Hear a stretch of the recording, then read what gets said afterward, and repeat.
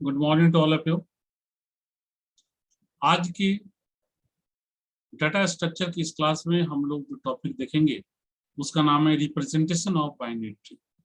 यानी binary tree तो हम लोग पढ़ ही रहे हैं। बाइनरी ट्री में आज हम लोग जो टर्म देखेंगे, ठीक है, वो है कि बाइनरी ट्री का रिप्रेजेंटेशन, यानी कैसे रिप्रेजेंट करते हैं हम लोग बाइनरी ट्री। ठीक है, तो आप देख रहे हैं हेडिंग दिया हुआ है स्क्रीन साइड आपको, आप देख रहे हैं हेडिंग है representation of binary tree.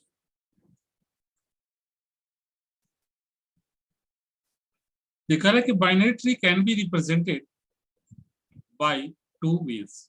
Binary tree को दो तरह से रिप्रेजेंट किया जा सकता है। एक बोलते हैं हम लोग यूजिंग एरे और दूसरा बोलते हैं यूजिंग लिंक्ड लिस्ट।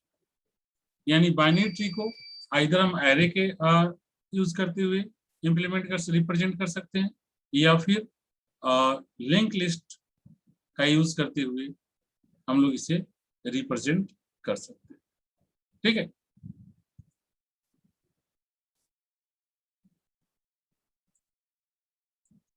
तभी हमारे सामने जो दो मेथड है, अब उससे पहला मेथड यूजिंग एरे, हम लोग अभी इसके बारे में बात करेंगे। अभी हम लोग अब देखेंगे कि एरे का यूज करते हुए बाइनरी ट्री को कैसे हम लोग रिप्रेजेंट कर सकते हैं। ठीक है, देखिए आप हेडिंग देख रहे हैं, लिखा हुआ है यूजिंग एरे, एक नंबर देखा। चलिए अब यहाँ पर देखिए, देखिए binary tree can be store और represented using an array. Array का यूज करते हुए बाइनरी ट्री को स्टोर किया जा सकता है या रिप्रेजेंट किया जा सकता है। This is called sequential representation और लीनियर रिप्रेजेंटेशन और एरे रिप्रेजेंटेशन। और इस रिप्रेजेंटेशन को हम लोग क्या बोलते हैं? सिक्वेंशियल रिप्रेजेंटेशन बोलते हैं, या लीनियर रिप्रेजेंटेशन बोलते हैं, या एरे रिप्रेजेंटेशन बोलते हैं। मतलब इसको हम लोग तीन नाम से जानते हैं। क्लियर? आई कह रहे कि this type of representation is static. ये रिप्रेजेंटेशन क्या होता है? एक स्टैटिक रिप्रेजेंटेशन होता है, जिसका मतलब ये होता है that is block of memory for an array. Array के लिए क्या होता है? जो ब्लॉक ऑफ मेमोरी जो होता है, ठीक है, to be allocated before going to the actual tree.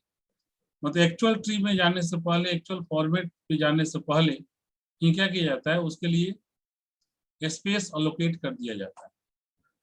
ठीक है,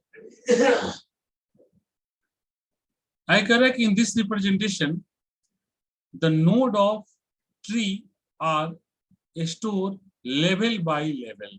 ध्यान दीजिए, इसमें क्या होता है? जो नोड है ट्री का, ठीक है, वो लेवल बाय लेवल स्टोर होता है। जैसे लेवल आप लोग याद है ना, ये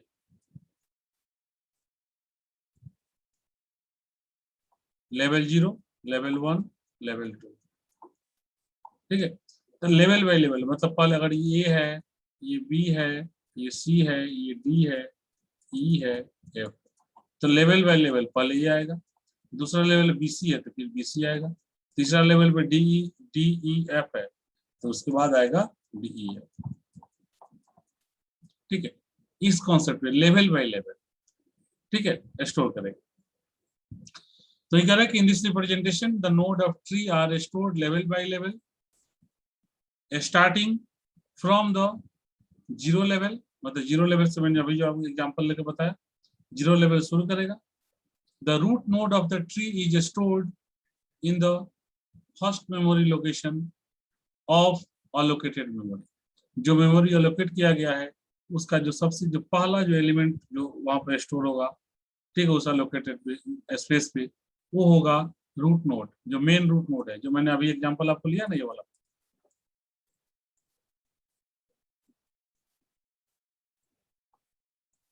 जिसका नाम हमने ये दिया था, A B, A C, A D, E, F. तो सबसे पहले क्या मैंने बताया? रूट यानी ए। तो सबसे पहले ए स्टोर होगा, उसके बाद ये जीरो लेवल जब कंप्लीट हो गया तो वो लेवल 1 पे आएगा। तो लेवल 1 पे क्या है? बी और सी है, तो बी और सी लेगा। ठीक है, फिर लेवल 2 पे आएगा।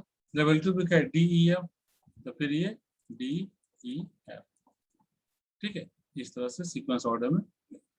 क्लियर? अब देखिए कहता है the rules use to decide the location of any node. कोई भी नोड है उसका लोकेशन डिसाइड करने के लिए कुछ रूल्स को फॉलो किया जाता है यहाँ पे। और रूल्स क्या है, अब जरा उसके बारे में देखते हैं। ये दो रूल्स हैं, उसके बारे में देखते हैं। पहला रूल एक आता है कि the root node is at first position. पहला रूल का एक आता है कि जो रूट नोड है, रूट नोड का मतलब main root node. Root node हम लोग मेन को ही बोलते हैं। जैसे एग्जांपल में लिया था ना, या जैसे यहाँ पे देखो एग्जांपल यहाँ लिया हुआ है, जैसे ये एग्जांपल लिया हुआ है, यहाँ दिया हुआ है, तो ये वाला जो है ना, हम इसी को मेनली रूट नोड बोलते हैं। ठीक है, ये रूट देखिए पार्टिकुलर टर्म की अगर बात करें तो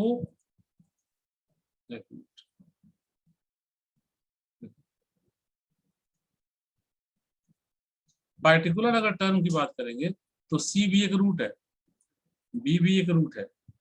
ठीक है, लेकिन सी किसके लिए है, सिर्फ इतना ही के लिए, बी किसके लिए, इतना ही के लिए, लेकिन ये क्या है, टोटल के लिए। तो इसलिए एक को हम लोग मेनली रूट नोड तो बोलते हैं, मतलब मेन रूट नोड बोलते हैं।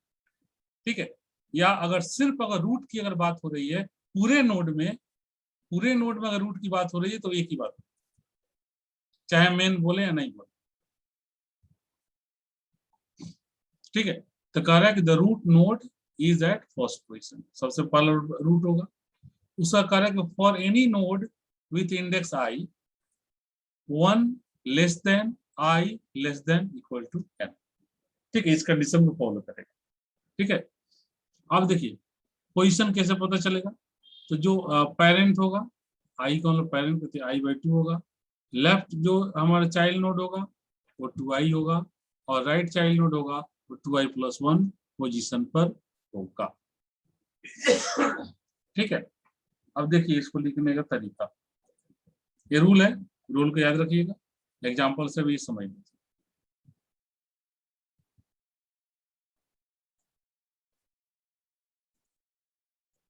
एग्जाम्पल जैसे एक क्वेश्चन आपको सामने दिया हुआ है।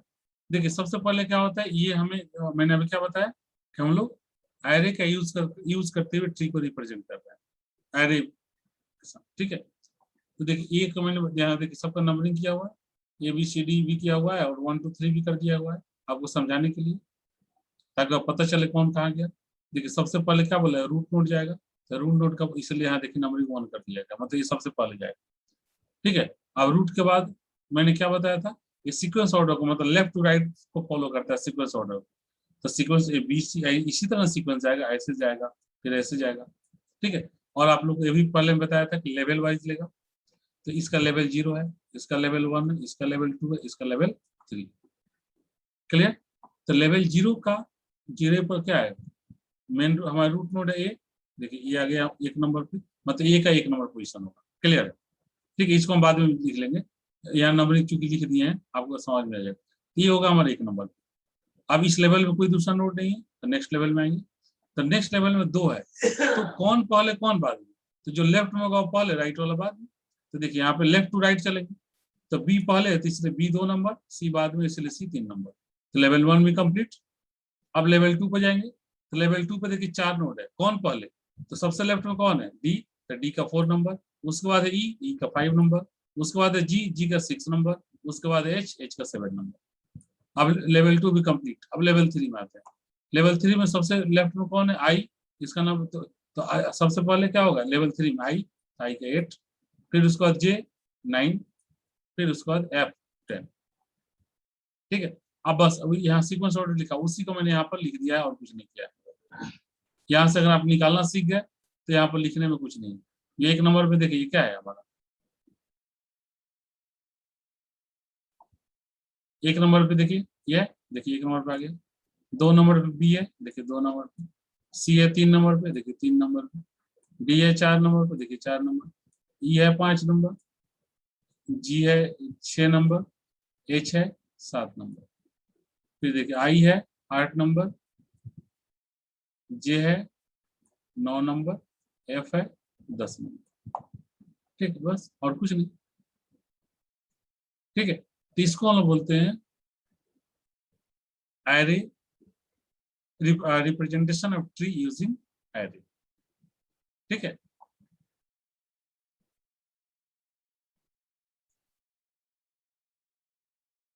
अब हम लोग देखते हैं कि यूजिंग जो एरे का यूज करते हुए हम लोग जो अभी देख रहे थे ट्री क्या होता है। ठीक है, तो एरे का यूज करते हैं तो उसका कुछ एडवांटेज भी होगा, कुछ डिसएडवांटेज भी होगा। ठीक है, तो हम लोग सबसे पहले देखते हैं इसका एडवांटेज। एडवांटेज क्या क्या है? ठीक है, सबसे पहला एडवांटेज ये कहता है कि data are stored without any pointer to its successor और एंसेसर। ठीक है, मतलब इसके सक्सेसर का मतलब क्या, एक के बाद दूसरा के बाद तीसरा के बाद चौथा, ये जो स्टोर करने टर्म होता है उसके लिए कोई पॉइंटर की जरूरत नहीं पड़ती। ठीक है, बिना पॉइंटर का स्टोर होता है। ठीक है, दूसरा एडवांटेज है कि any node can be associated, कोई भी नोड एसोसिएट हो सकता है। Any node can be associated from any other node, कोई भी एक नोड किसी दूसरे नोड के साथ एसोसिएट हो सकता है, जुड़ सकता है। एसोसिएट होने का मतलब होता है जुड़ना। Bye calculating the index, index के एलोंग। ठीक है, तीसरा पॉइंट, तीसरा जो इसका एडवांटेज कह रहा है वो कह रहा है कि programming language which do not support dynamic memory allocation use only this type of representation of tree। वैसे प्रोग्रामिंग लैंग्वेज जो कि डायनेमिक मेमोरी एलोकेशन को सपोर्ट नहीं करता है वो यहां पर यूज होता है। ठीक है, जो डायनेमिक लैंग्वेज को सपोर्ट करता है, डायनेमिक प्रोग्रामिंग लैंग्वेज को सपोर्ट करता है, उसका यूज यहाँ नहीं होता है। ठीक है, इसका एक एडवांटेज भी है। और सबसे चौथा और सिंपल जो इसका एडवांटेज है वो एक सिंपलिसिटी, मतलब बहुत आसान है, सिंपल है, बहुत आसानी से सिंपल वे में इसको रिप्रेजेंट किया जाता है। ठीक है, ये हो गया एडवांटेज। हम लोग देखते हैं डिसएडवांटेज। डिसएडवांटेज कौन कौन से? तो पहला डिसएडवांटेज क्या है? पहला डिसएडवांटेज है कि array representation is not suitable for normal binary tree. जो नॉर्मल बाइनरी ट्री होता है उसके लिए एरे का रिप्रेजेंटेशन सुटेबल नहीं होता है, but it is only ideal for complete binary tree. ठीक है, ये सिर्फ ये कंप्लीट बाइनरी ट्री के लिए ही बेस्ट है। कंप्लीट बाइनरी ट्री दिया हो तो वहां पे इसमें कोई प्रॉब्लम नहीं है, लेकिन जो कंप्लीट बाइनरी ट्री नहीं होता है, ठीक है, वहां पर इससे प्रॉब्लम होती है। ठीक है, उसके लिए बेस्ट नहीं माना जाता है।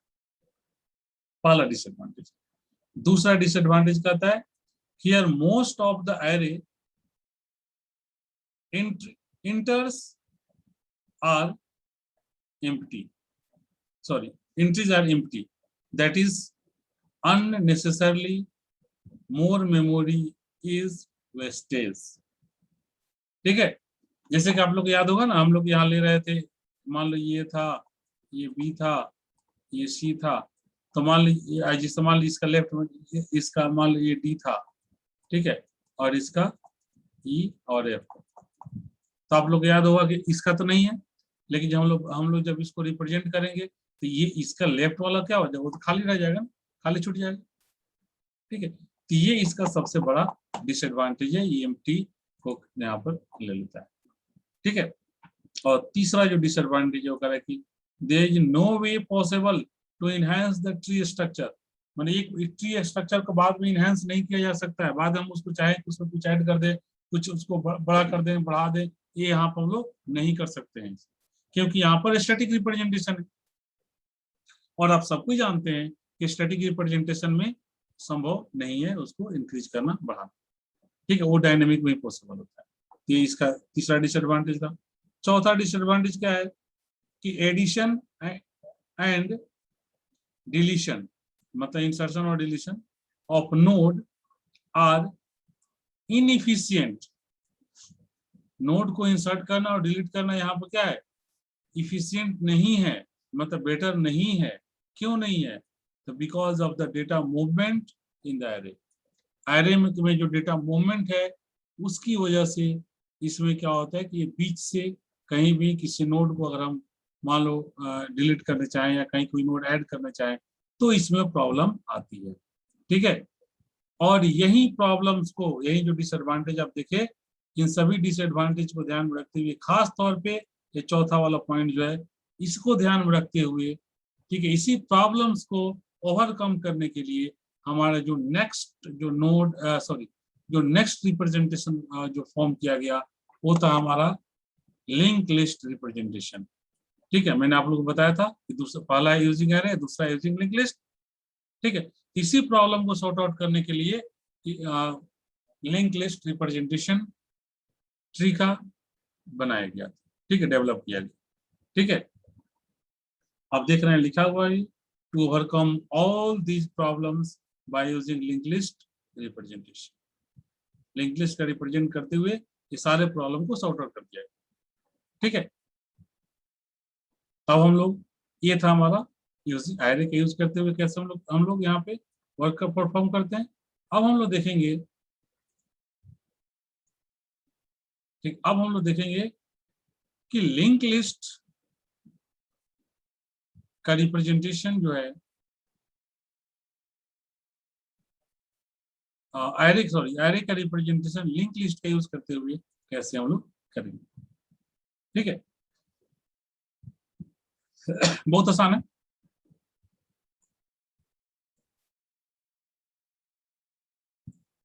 तो हम लोग का जो अब जो सेकंड यानी जो दूसरा है, ठीक है, वो है link list representation of binary tree.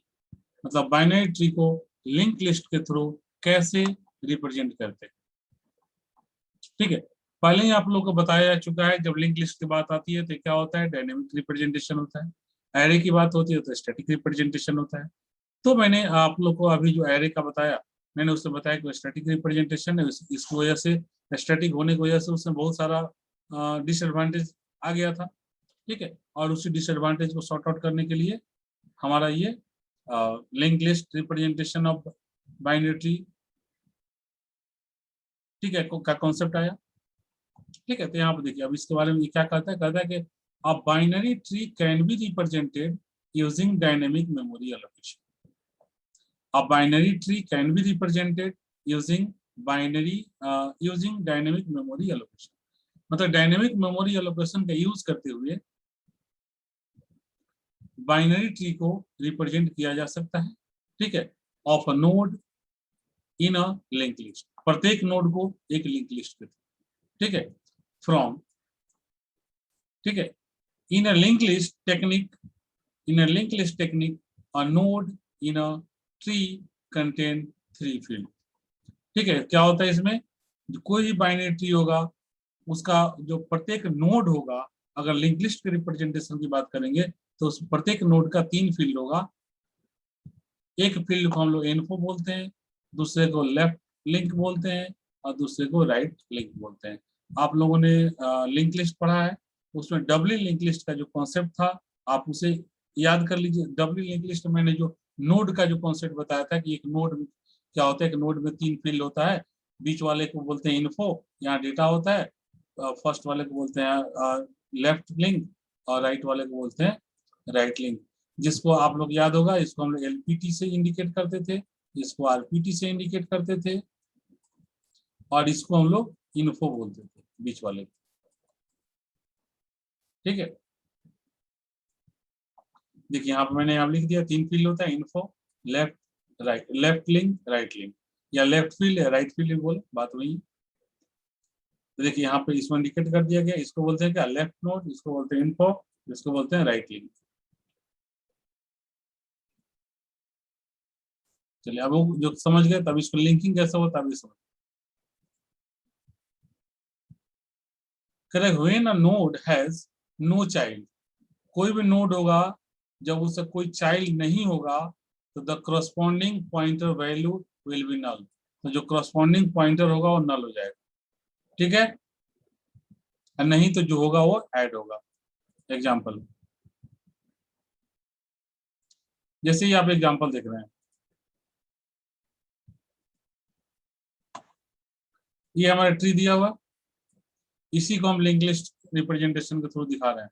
ये है, देखिए सबसे पहले रूट नोड है, ये यहाँ पर डेटा हो गया, इसका एक देखिए लेफ्ट लिंक और राइट लिंक।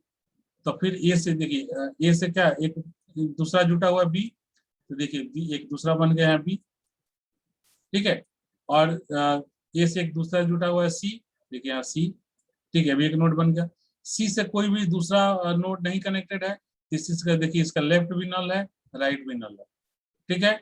लेकिन बी के साथ दो और कनेक्टेड है, डी और ई, तो बी के लेफ्ट के साथ डी कनेक्टेड है, तो देखिए लेफ्ट से डी कनेक्टेड हो गया, और राइट से ई कनेक्टेड है, देखिए राइट से ई कनेक्ट हो गया, ठीक है।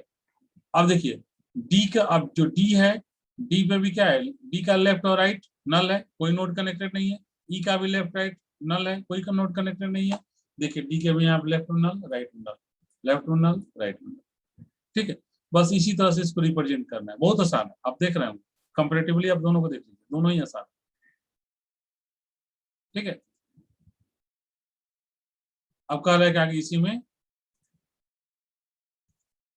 कह रहे हैं कि in this technique there is no wastage of memory.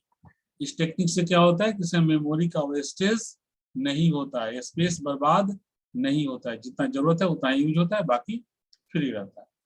Clear?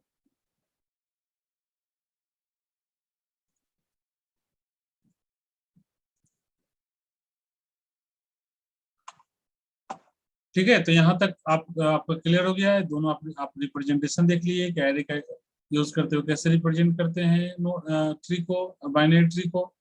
फिर आपने देखा लिंक लिस्ट का यूज करते हुए कैसे करते हैं। ठीक, आज हम लोग इसे यहीं पे रहने देते हैं, और नेक्स्ट क्लास में नेक्स्ट टॉपिक के साथ हम आगे बढ़ेंगे। Okay, thank you.